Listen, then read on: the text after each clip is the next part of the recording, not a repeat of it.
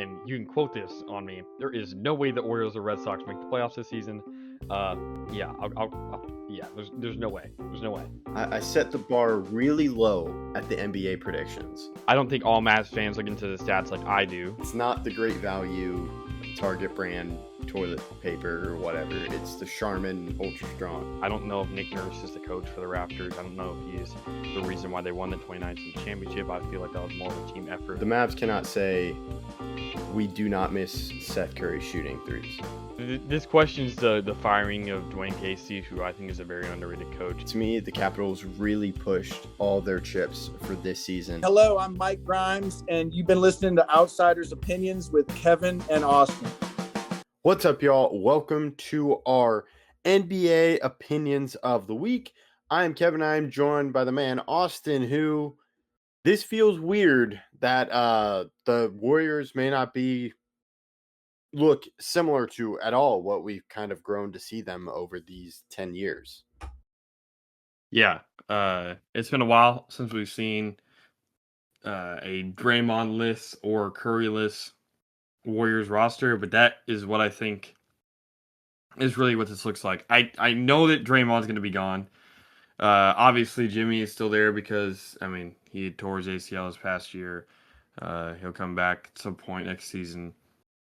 But I think the big question is, does Curry finish out his career a Warrior? He's still playing extremely well. And that does make it difficult because, I mean,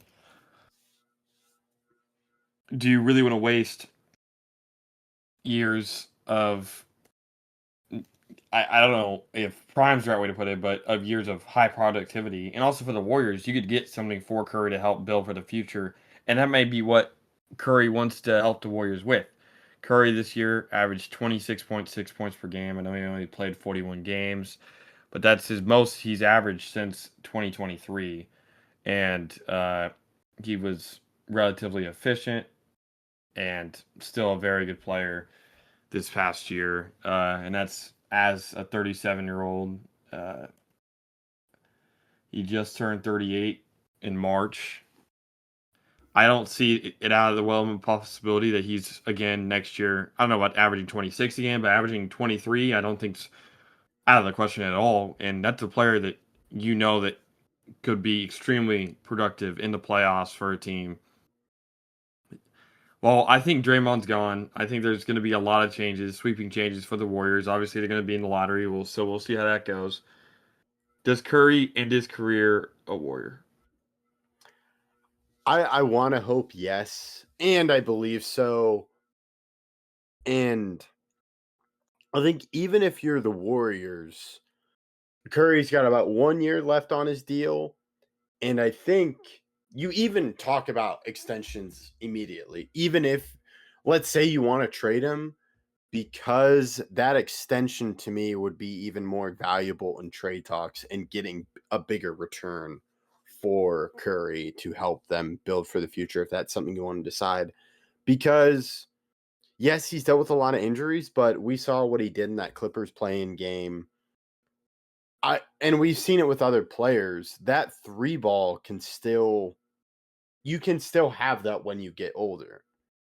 So to me, you could argue Curry may not be full Curry if he's 40 or 41 or 42 if he's still playing that long. But he could still be a catch and shoot three guy on a team. So the extension to me would be immediate, even if you do plan on trading him. But I would say he stays there.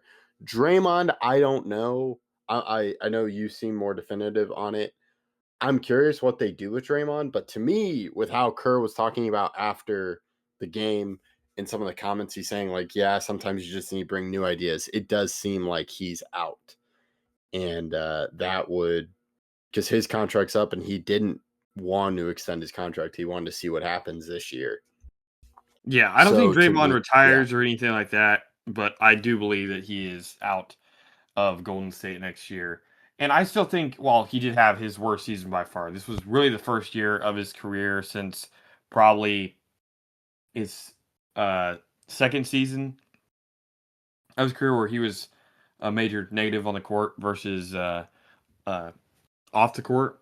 Last year he was still good, but this year that wasn't the case, and that I think is partially because of his age, but also the Warriors aren't really built for him anymore, and that it can be seen pretty evidently when you watch their games. I mean, when he's playing with Pods, when he's playing with some of these younger players, he just doesn't fit well on the court. So I do think that Draymond's time in Golden State is up. I can see either way on Curry. I'm not sold that Curry's leaving. I'm not sold that he's staying either, but I do think Draymond is inevitably gone.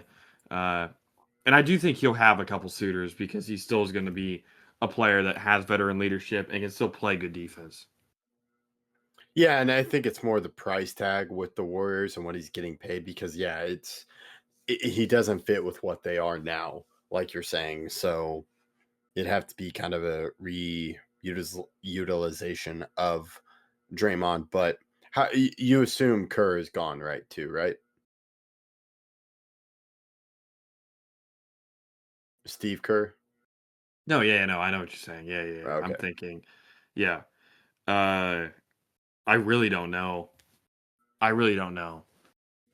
I think that's up to Kerr more than it is up to the Warriors.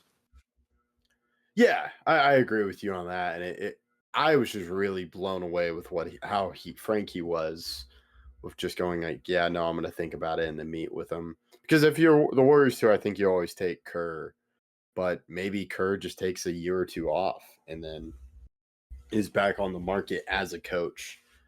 And because to me, I feel like he's kind of going to take a break. Because this was his first coaching job, but incredibly successful. So Yeah, I mean I think we've four seen, yeah. four championships with two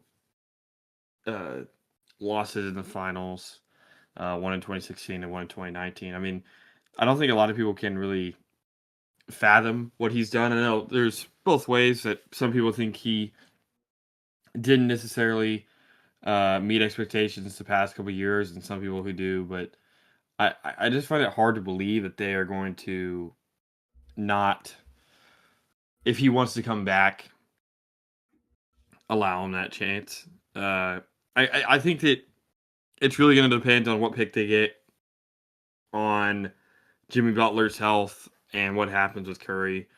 I don't think Kerr wants to stay with the Warriors if Curry leaves. I think those two will go out together. And there's a chance that Kerr leaves before Curry, but I don't think Kerr will outstay Curry.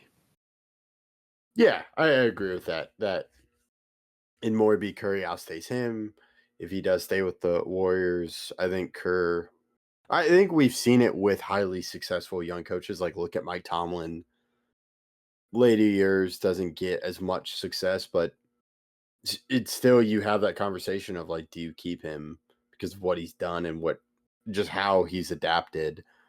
So I could see Kerr taking a break and seeing what happens. Yeah, I think that's definitely true. I do wonder, again, how this offseason goes. And that's going to be dictated a lot, I feel like, by what pick they get. But I don't really think they anticipate getting a really high pick. And it's either they get a top 4 pick or they basically get the 13th or 12th pick or something like that. Obviously, that can shift around if one of the teams near them moves up. But yeah, they're Kerr said they're a fading dynasty. The dynasty goes out with Curry, but I do think that the dynasty is even more than fading at this point. They're more of just a shell of what they used to be, and that's okay. I mean, that's just the life cycle of the NBA. Yeah, and they've done. Oh, the NBA has done a lot to kind of eliminate kind of how how the Warriors sustain that dynasty, which is they drafted a lot of good players and they could supermax them and just pay a higher tax. And then the Celtics did that, of course, too, to where now, even if you are over the tax, you start getting incredibly penalized. And you talk about the lottery and depending on how high the pick of they get, but it still matters what player they choose. This is still the Warriors team. Looking back on it, and it is revisionist history, but this is a team that held the number 1 pick after a terrible year, and it was They didn't have the number 1 pick. Or was it the number 2 pick? Yeah, it was a 2 pick. Okay, then yeah. Because I was hearing some commentaries, but you have James Wiseman being chosen over LaMelo Ball and other guys. So you can look at how they use that pick and how that kind of affected their. I'm just gonna say it. That was not a bad pick. They needed a Okay. center extremely bad. I don't think that was necessarily what went wrong. Now we can have the conversation. What does adding LaMelo do? I think that stunts LaMelo's growth. I don't think it helps Curry out all that much. I mean, we saw whenever the Warriors added D'Angelo Russell, that was not a very fruitful venture. Sure, you can have another guard next to Curry like Jordan Poole, but a true point guard like Ball, like D'Angelo Russell, like those are not really guys that are very productive next to Curry, because I do think Curry, while he's a great scorer, while he's a great shooter, is still a point guard at heart and needs to have the ball in his hands a lot.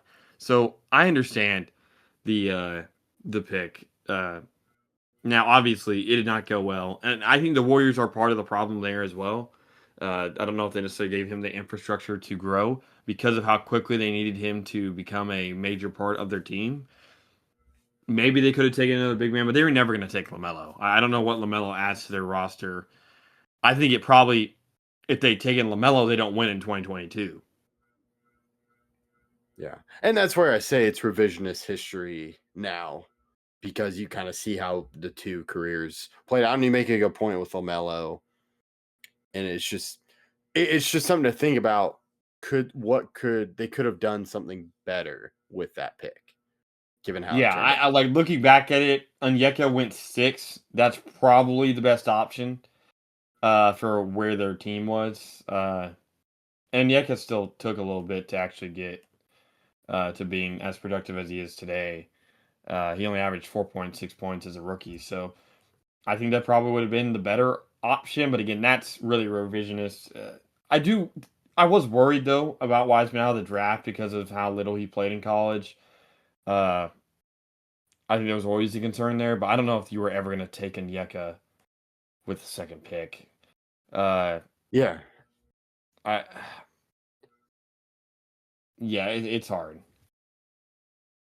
So yeah, but yeah, it's just something looking at. It's even if you have the right pick, you kind of have to figure out what is going to happen and make that move. So we'll have to see. But yeah, I do agree. I think the dynasty more is kind of over, because even if they do win again in the next few years, it's going to be a completely different team.